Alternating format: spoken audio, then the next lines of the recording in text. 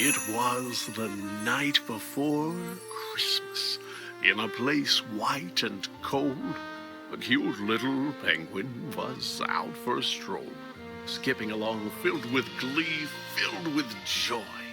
In his flipper he cradled his favorite toy. Little did the penguin know that on this fateful day, a cold breeze, a gust of wind, would blow his favorite toy away.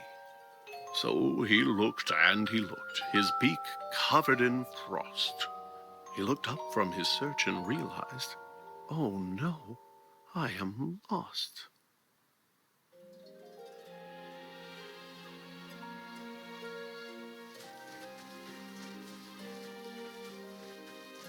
Not only his toy, but his path was gone too. And our poor little penguin knew not what to do. So he began walking with no hope in sight.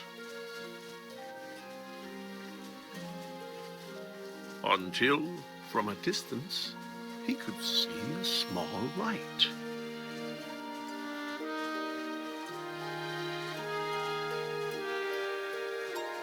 As he moved ever nearer, it was clear 'twas a home. And outside, in the front, he could see a small gnome.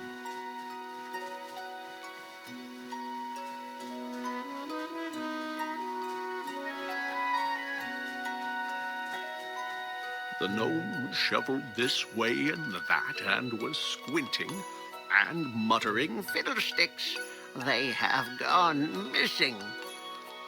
He dug in the snow as the penguin, quite shy, cleared his cold little throat and said, Mister, might I ask your help? I don't know where I am. I am lost. I can't find my way through the snow and the frost. The gnome said, I would like to help you. I would, but my glasses are gone, and my sight isn't good. If I could but find them, if they could be found, then I could assist you. They must be around.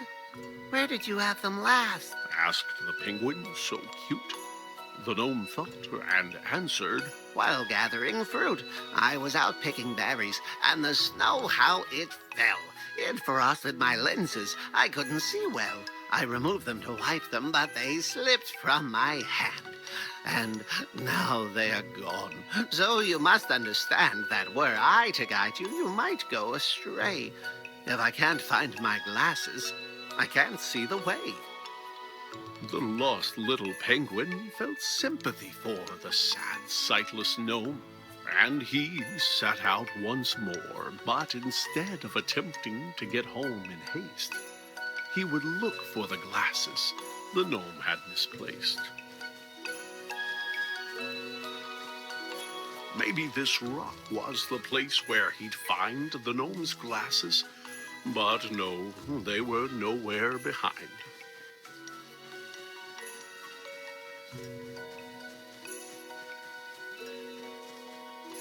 Could the glasses be here on the stump of this tree? They were not, it appeared. But where could they be? The berry bush seemed like a wise place to search. And there, on a branch, like a bird on its perch, sat the glasses, just where they had fallen. And so the penguin retrieved them and turned back to go.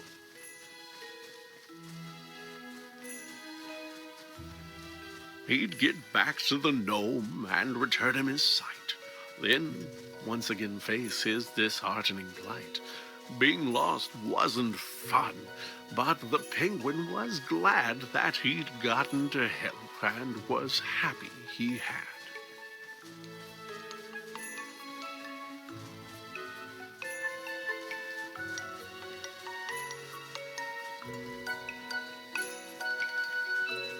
Why, you found my glasses, The tiny gnome cried. I can't thank you enough.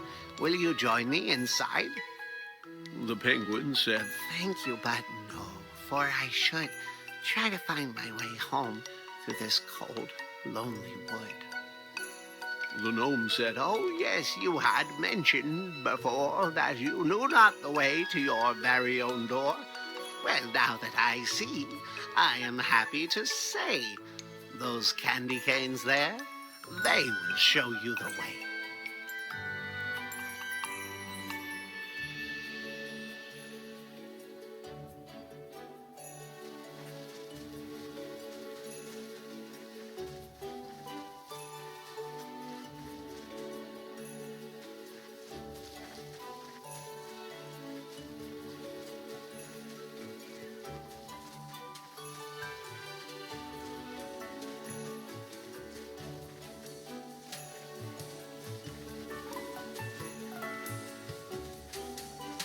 The penguin continued to walk down the track. When he came to a crossroads, and taken aback, he tried to decide which direction to go. But without a clear answer, just stood in the snow. "You look like a guy who's in need of a hand," Came a voice, and the penguin did not understand where the voice could have come from, for no one was there save for 3 mounds of snow piled up in the air. "Down here," said the voice. "Turn those peepers down south. I may look like pebbles, but I'm really a mouse." On the ground lay some buttons, carrots, and stone, which moved as it chattered in the snow on its own. "You need some guidance," said the stones, "and I reckon we can work something out if you give me a second and put those there bits that you see in their place. You get your directions, and I get my face. As a face maker, you've got impressive technique," said the snowman, "and look, now we've both got a beak. Much better," he said. "This was a good plan. Let me take a good look at you, now that I can."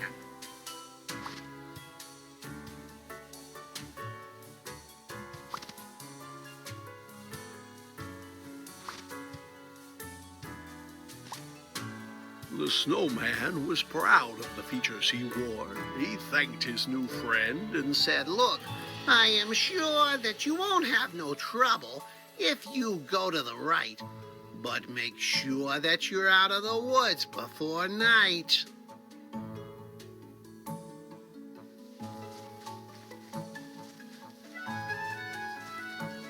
the penguin did not stick around, wait, or dawdle, and set off at once, to the right with a waddle. But though he walked on just as fast as he might, soon dusk was upon him, and thereafter came night.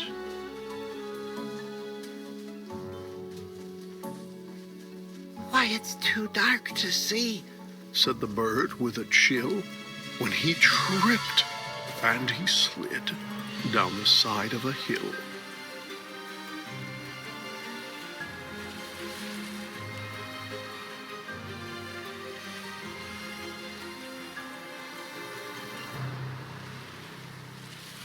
Deep in the woods, in the dark, all alone, frightened and tired and chilled to the bone, the poor little penguin, under stars bright and twinkling, was certain he heard, far away, a light tinkling. Was the sound he heard crickets? Was it ice in the trees? Or perhaps running water, or a lyrical breeze? As he moved ever nearer, though it seemed far away, he felt sure it was bells, like you'd find on a sleigh. The penguin was moving past branches and bark, when a man turned around and stepped out of the dark.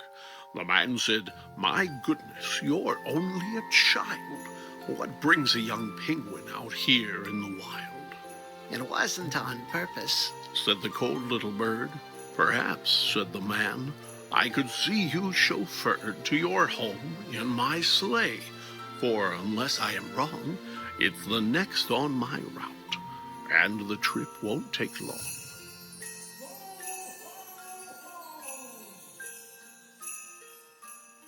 After waving goodbye to the man dressed in red, the penguin was eager to climb into bed. He was glad to be home, but his grief was still there, for his toy remained lost in the cold winter air. But his mama was waiting with a blanket and tea. There were songs in his heart and bright lights on the tree.